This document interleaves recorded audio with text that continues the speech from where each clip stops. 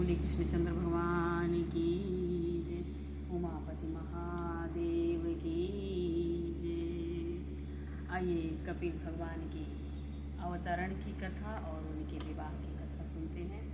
आगे के एपिसोड में जो पीछे हमने कहा है कि देवहूति कैसी हैं, उनका लक्षण कैसा है उसमें है, तो पति पत्नी का रूप कैसा होना चाहिए। पति पत्नी लक्ष्मी का स्वरूप है। पत्नी के पुण्य से उसके भाग्य का, पति के भाग्य का आयुष का यानी उम्र बढ़ती है। पत्नी के भाग्य से घर में संपत्ति आती है। और पत्नी को लक्ष्मी की भावना से देखें, पत्नी को लक्ष्मी की भावना से देखना चाहिए। तो आगे देवहूति विचार करती हैं, तो क्या विचार करती हैं। जब वो देखने के लिए आए हैं कर्दम ऋषि, देवहूति ने कर्दम ऋषि के यहाँ गई हैं वो उनके माता पिता के साथ। तो कर्दम ऋषि ने आसन उसन दिया है उनको बैठने के लिए। तो पीछे की कहानी यही थी। तो आगे देवहूति ने विचार किया कि मेरे पति नारायण हैं, परमात्मा हैं, मेरे पति मुझे आसन दे, उस आसन पर मैं कैसे बैठूं। देवहूति ने युक्ति की है और आसन पर अपना दाहिना हाथ रखा उन्होंने। अब भाई पति को पहले पति तो मान ही ली है उनको, क्योंकि उन नारद जी ने कहा है उनसे विवाह करने के लिए उनके माता पिता से, तो गए हैं इसी सिलसिले में। तो पहले ही उन्होंने पति मान रखा है। तो आसन देते हैं बैठने के लिए, लेकिन वो कहती हैं कि मेरा पति आसन दे तो मैं कैसे बैठूं, क्योंकि पति तो नारायण का स्वरूप है। तो आसन पर अपना दाहिना हाथ रखा है और धरती पर बैठती है। केवल आसन पे हाथ रखती हैं क्योंकि उस आसन का भी अपमान न हो और मेरा भी मान रह जाए। तो और धरती पे बैठती हैं, दाहिना हाथ आसन पर रख कर बताया है कि मैंने आपके दिए हुए आसन को स्वीकार किया है। आप आसन दें तो उस आसन पर मैं कैसे बैठूं, मुझे पाप लगेगा। मेरे पति मेरे परमात्मा हैं, ऐसा देवहूति कहती है कर्दम ऋषि से। कर्दम ऋषि तो उनकी परीक्षा ले रहे थे और वो भी इस बात को समझ गई थी, क्योंकि बहुत ही साध्वी थी वो। देवहूति बहुत पुराने जमाने की हैं, इसलिए ऐसा समझती हैं। आजकल तो पति को आदेश करने लगी हैं। कितनी तो पति को नौकर जैसा समझती हैं। स्त्री पति में परमात्मा की भावना करें और पति पत्नी में लक्ष्मी की भावना करें तो घर बैठे वैकुंठ बन जाए, पर ऐसा होता नहीं है। आजकल हम लोग तो थोड़ा सा निभा भी लिए हैं, पर आने वाली पीढ़ी हम देख रहे हैं कि ऐसा कुछ नहीं। वो ये मानती ही नहीं कि पति परमेश्वर है।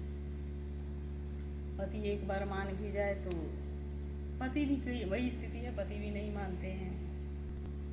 तब कर्दम ऋषि ने देखा है कि परीक्षा में पास हैं, देवहूति परीक्षा में पास हो गई हैं, बहुत लायक हैं।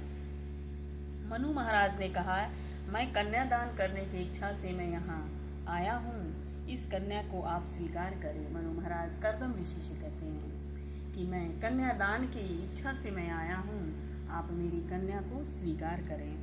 संत हृदय सरल होता है और सरल हृदय में भगवान का प्रवेश होता है। जो कपट करता है, जो झूठ बोलता है, उसका हृदय बांका हो जाता है। बांके हृदय में भगवान नहीं आते, यानी छल भरा हृदय में भगवान नहीं आते हैं। कपट हृदय भगवान नहीं आते हैं। जिसका हृदय सरल है उसी के हृदय में प्रभु का प्रवेश होता है, प्रभु का निवास होता है। छल कपट करने वाले का मन अशांत रहता है। कर्दम ऋषि बड़े ज्ञानी हैं, महान तपस्वी है, जरा भी कपट नहीं है। सरलता से मन में जो था वह कह दिया, मुझे लगन करने की इच्छा हुई है।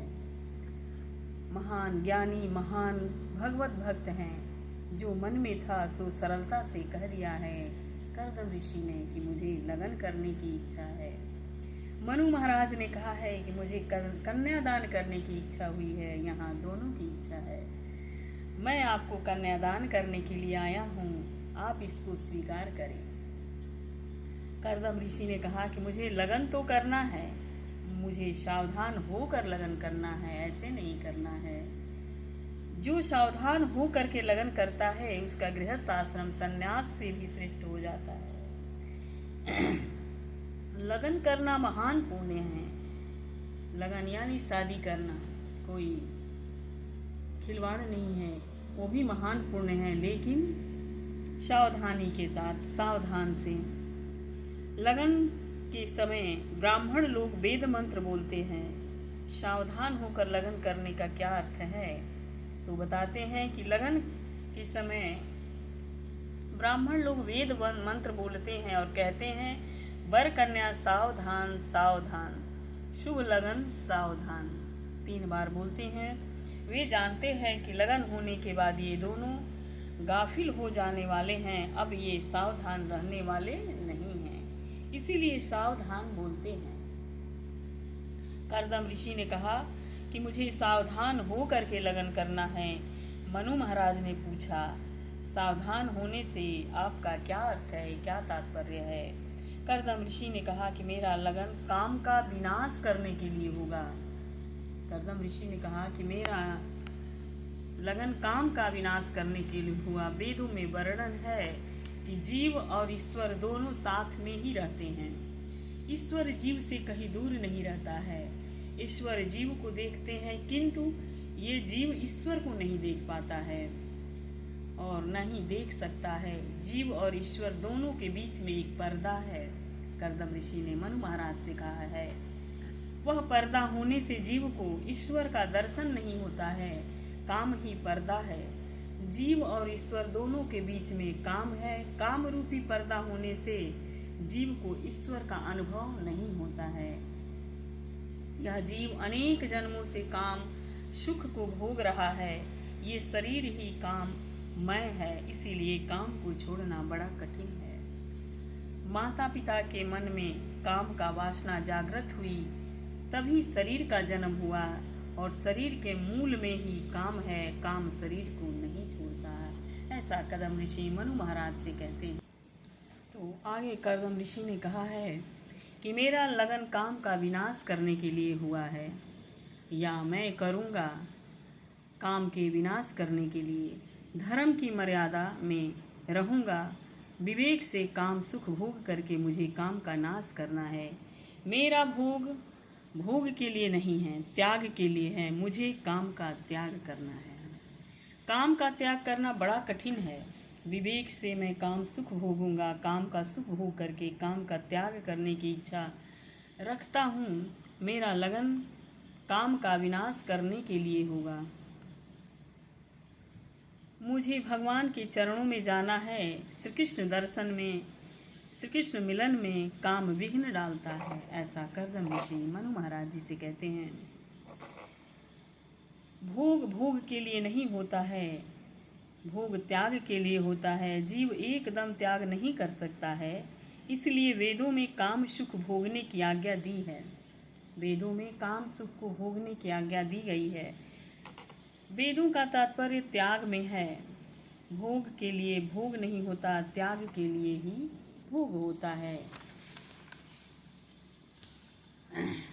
मैं विवेक से सुख भोगूंगा, यानी अपने विवेक से सुख तो भोगूंगा, पर काम का भी त्याग करूंगा। मेरी तो ऐसी इच्छा है कि एक बालक का जन्म होने के बाद में पति पत्नी का लौकिक संबंध नहीं रखूंगा। एक सुपुत्र होने के बाद मेरा विचार है कि सन्यासी बनूं।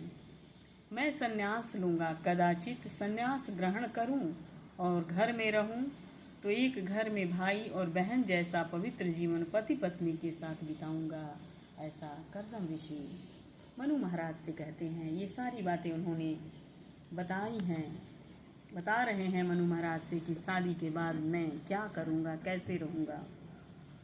तो एक पुत्र होने के बाद पति पत्नी का लौकिक संबंध रखना ही नहीं है। मुझे सावधान होकर लग्न करना है। मेरा लग्न भोग के लिए नहीं है, मेरा लगन काम का विनाश करने के लिए है। संन्यास लेने की इच्छा है। एक सुपुत्र होने के बाद मैं संन्यास ग्रहण करूँगा। मनु महाराज को आश्चर्य होता है, मैं तो लगन की बात करने आया था और ये कहते हैं कि मुझे संन्यास लेना है। मनु महाराज ने देवहूति की ओर देखा। बेटा, तुमने सुना, एक पुत्र होने के बाद तुम्हें छोड़ करके ये संन्यास ले लेंगे। तुम विचार करो। कर्दम ऋषि की बातों को देवहूति सुनकर बहुत आनंदित हुआ। उनको मेरी ऐसी ही इच्छा थी, कोई महान ज्ञानी जितेंद्रिय भगवत भक्त पति मिले।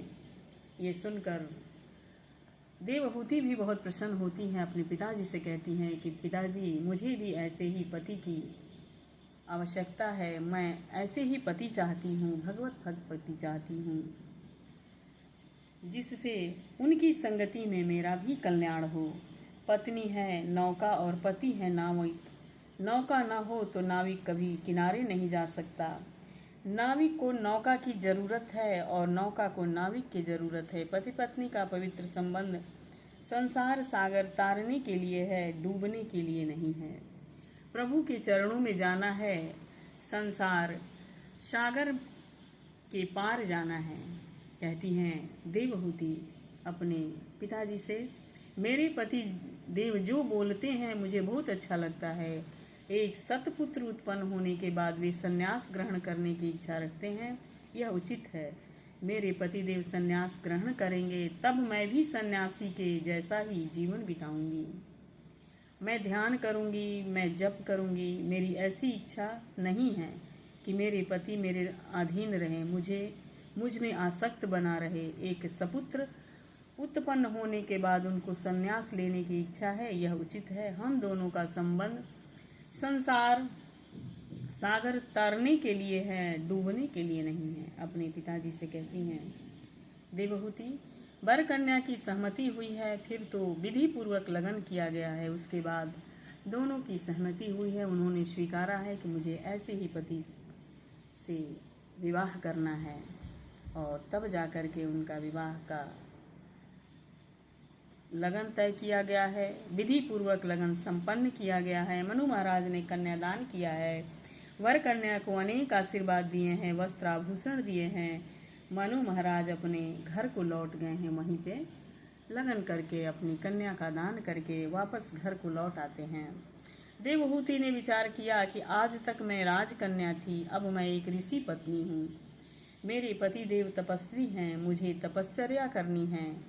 जिसको सादा भोजन भाता है, जिसका वेश सादा है, वही साधु है। कपड़े में माया होती है, अब तो तपश्चर्या करनी है। ऐसा विचार करके देवहूति ने सुंदर वस्त्र आभूषण उतार करके रख दिया है और सादा वेश धारण किया है। लगन करने के बाद कर्दम ऋषि ने संयम को बहुत बढ़ाया है। मेरी पत्नी मेरी जैसी जितेंद्रिय है कि नहीं, मुझे परीक्षा करनी है।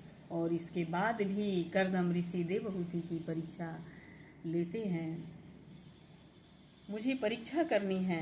मैं ऐसा संयम बढ़ाया कि दिन भर ध्यान करते हैं, जप करते हैं, देवहूति के साथ बोलते तक नहीं हैं। बोलना तो क्या, देवहूति के सामने देखते भी नहीं हैं।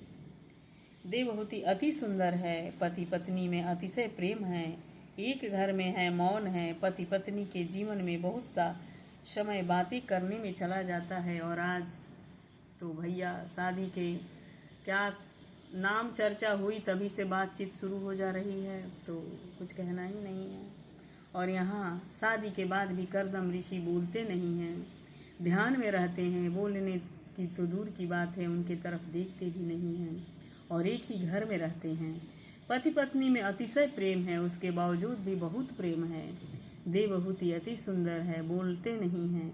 देवहूति ने विचार किया कि बोलने की क्या ज़रूरत है, एक घर में रहने से बोलना ही पड़ता है। पतिव्रता स्त्री को खबर पड़ ही जाती है कि मेरे पति को क्या चाहिए। अब वो कहती है बोलने की कोई आवश्यकता नहीं है, जब हम एक ही घर में रहते हैं तो हम एक दूसरे को क्या चाहिए उसकी आवश्यकता बिना बोले भी पूरी हो सकती है। तो मेरे पति की क्या इच्छा है उनको पता चल जाता है, क्या भाता है वह समझ जाती हैं। मन से एक होना ही लगन है। लगन के समय में ब्राह्मण वेद मंत्र बोलते हैं। वेद मंत्रों का अर्थ भी यही है और यही निकलता है कि वर कन्या को कहता है कि मम व्रते ते हृदय दघान, यानी तेरा हृदय ही मेरा हृदय है, मेरा हृदय ही तेरा हृदय है। तन दो है पर मन एक है, पर आज के समय में ऐसा होना बहुत कठिन है। कदाचित हो कहीं तो ये पता नहीं, लेकिन बहुत मुश्किल है। मन एक है, इसी का नाम लगन है। देवहूति ने विचार किया है कि मेरे पति देव की इच्छा ही मेरी इच्छा है। उनको बोलने की इच्छा नहीं है तो मुझे भी बोलने की क्या ज़रूरत है, बोलने से क्या लाभ है। उनको प्यास लगी हो तो पतिव्रता स्त्री समझ जाती है, मांगने से पूर्व ही जल अर्पण कर देती है। उनको बोलने में का भी परिश्रम न हो, ऐसा देवहूति समझती हैं और कहती हैं। वो समझ जाती हैं कब क्या चाहिए अब मेरे पति को, वो सब उनको समय से पहले ही दे देती हैं। और ये परीक्षा करदम ऋषि लेते हैं और ले रहे हैं शादी के बाद। मैं यहीं कथा को विश्राम देती हूँ। आगे की कथा बहुत ही सुंदर है, तो उसको एक बार ज़रूर सुनिएगा। तो यही विश्राम लेता है। बोलिए कृष्णचंद्र भगवान की जय, क्योंकि ज़्यादा बड़ा हो जाएगा तो सुनने में भी कठिन होगी।